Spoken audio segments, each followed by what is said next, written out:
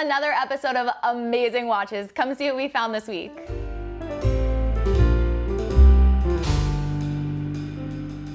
Wonderful to see you guys as always. Great to see you too. Good to be here. I appreciate it. I know. Thank you guys for tuning in. Welcome to another episode of Watch in the Box, where we get to uncover the top new arrivals from our set of new watches. Yep. I see some really great boxes this week, so it's kind of tipping me off to what we've got. Before we get into what you guys have found, would you guys like to do a wrist check with me? Of course. What are you How wearing? about you kick it off? You want me to too? Yeah. All let's see right. it. Well, one thing I think you guys, for those that have been watching regularly, kind of are seeing, I'm taking a little bit of insight from what my pick is this week and bringing it to my wrist check. So this watch does happen to be available on bobswatches.com. This is not my own. This is a ladies Oyster Perpetual. It's two-tone. I'm having kind of a two-tone moment right now, but my favorite little detail, do you see the crosshair on that dial? Yeah, that dial. Oh, this crosshair is amazing. It's like this a little, watch is Zephyr. vintage. Yeah, it's 73, 74. Nice. So anyway, I love this watch. Very cool watch. Somebody else, if they love Yeah. it too, can have it. What are you wearing today? I am going Oris bronze. Oh, wow. Cool. The That's Carl great. Brashear. Love a good bronze, love a good diver. This one's cool. I love Yeah. it. Yeah. I can see that patina already from here. Looks good. That's one of the nice things about bronze. Yeah. We see a lot of good patina Oh, yeah. on a lot of watches, but bronze, you don't have to wait. It's, it comes up quick. It's a fun one. That Yeah. strap pair's awesome. Yeah, the strap is great. These are looks so good. comfortable. Is that and on the site? It is on the site. Ah. Yeah, it's on the site. Great find. Yeah. What do you got, wearing, Brandon? I've got on a vintage GMT from 1966. It's a reference 1675. It's got the glossy dial. Yeah. I love these. Glossy That's gilt? beautiful. Yeah, glossy gilt, exactly. Wow. And it's got that really beautiful Pepsi bezel where the red is kind of like that coppery color. I love Striking. these. it's so good. Yeah, Awesome. That one's pretty. And this gives a little nod to what I have Does it too? in Oh. the box over here. So All right. Ooh, I can't wait. Well, as always, be sure to weigh in and let us know what you guys are wearing while watching this episode. We really love your guys' weekly wrist checks. All right, Justin, every week you're bringing the top men's watch. Every week, Brandon, you bring the top vintage watch, Yep. and I get to bring the top watch for the ladies. So I'm done waiting. I want to see. What did you find this week? I have something that I love, and Brandon talks about a little nod, a little spoiler. Really? I may have the same thing. My mind is wondering. Another bronze. So we have the Bronzo? Panerai Bronzo Blue Abisso. Wow. Gorgeous watch. Great package, too. yeah, I like that box. Yeah, it comes, Panerai always has a really nice presentation, and this one is no exception. So this is solid bronze case with a titanium display case back. Gorgeous watch. I love bronze. I think it's such an amazing metal to work with. We see, I think most of that comes from the fact that it's just different, right? Stainless steel is a little more durable, Yeah. and it doesn't age or patina, which I guess could be, why they depending use on it, how I you look guess. at it. But I actually really like that about that. This is a great example, the one I'm wearing. This is a new watch. It's been around, but it really hasn't seen any hard use, and it's already developing a pretty heavy patina on it. It has that warmth that you get with the gold, but gold is just so inherently luxury Yeah, and dress. posh. Even on a sport watch, it's kind of elevated. Yeah. Bronze is so utilitarian and tool, and I love that, especially on a sport watch. Like a dive watch, it reminds me of Panerai's design language. It really has that dive feel. Looks like the old porthole. And with the bronze, it reminds me of the old Bell diving helmets, and it just really gives that ocean vibe with the bronze and all the design. So anyway, I think it's a fantastic watch. I love the blue. It's such a good color with the bronze. 42 millimeter case, so It's a good size. It's a good size. It's got the sapphire crystal, automatic movement. Just a great watch. I was so excited when this one came in, and this is a perfect opportunity to share it with you guys. So cool. It's got a good Absolutely look. love it. I am excited to see what you guys have.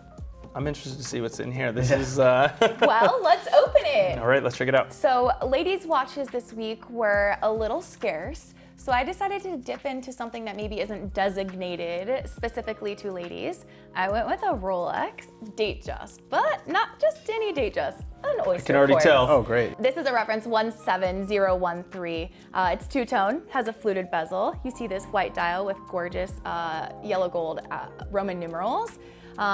Tritium. Yep. We have sapphire crystal. I would say, one thing I forgot to note, circa 1995.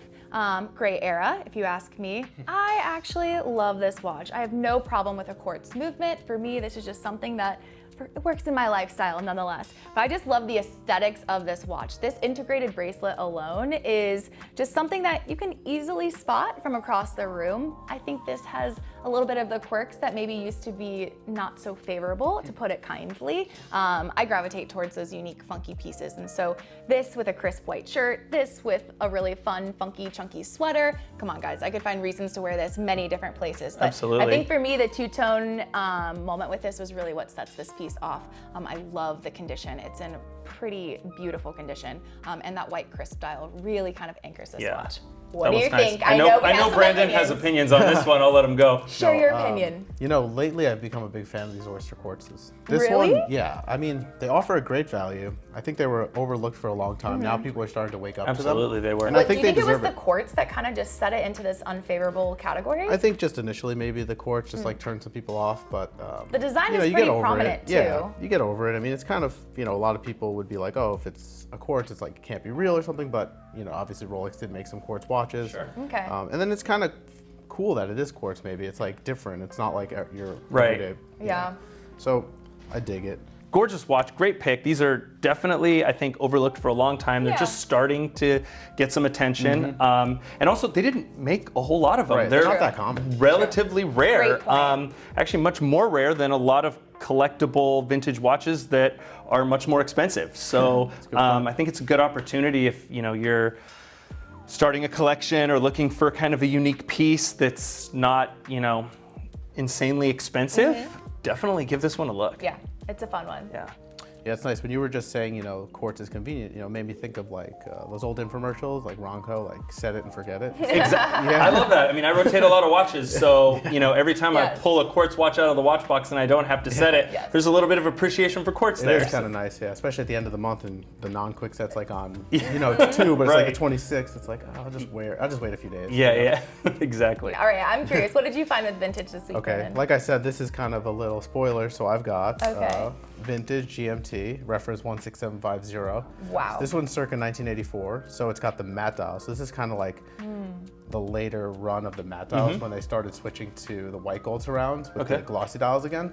So big fan of these, the transitional model, because it's got the matte dial, like the 1675, but it's got the upgraded movement, so you've got the quick set.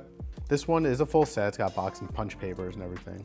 And it's just aged really nicely over the years. It has. The yeah. bezel is kind of like a really dark blue. Super dark. Yeah. Cool, kind of cool. And the red is faded just a tiny bit. The Jubilee bracelet, which is dated to 1983, which Oh, makes sense for an nice. 84. Sure. It's in really nice shape. It just overall has a really killer look. And this patina on the loom, it's kind of like that lemony off-white. But yeah, these 16750s also are starting to get more attention. I think they Really? deserve it. Yeah. Even I like how there are no surrounds on Yeah, exactly. hour That's, markers. That Yeah. is truly one of those little details in working in the watch world and just being around watches so much now that I truly come to appreciate. Yeah. Both sides of it, but within this piece, I like it without it. Exactly. I like it without it too. I mean, I like them both, but Right. I would prefer the matte dial over the glossy. Sure. But yeah, It's nice, and that bezel. I mean, we say that you know no two are the same, right? They all age Yeah. and A little patina different, yeah. a little bit different. So yeah, no two are really identical.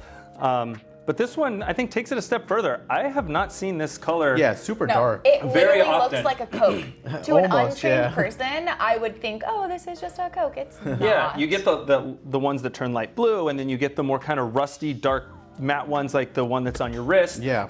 And then you know you kind of see those often. This one is one that I don't really see that often, and I think it's a really unique, it's got a a really good unique look. color that it's aged to over the years. I appreciate it.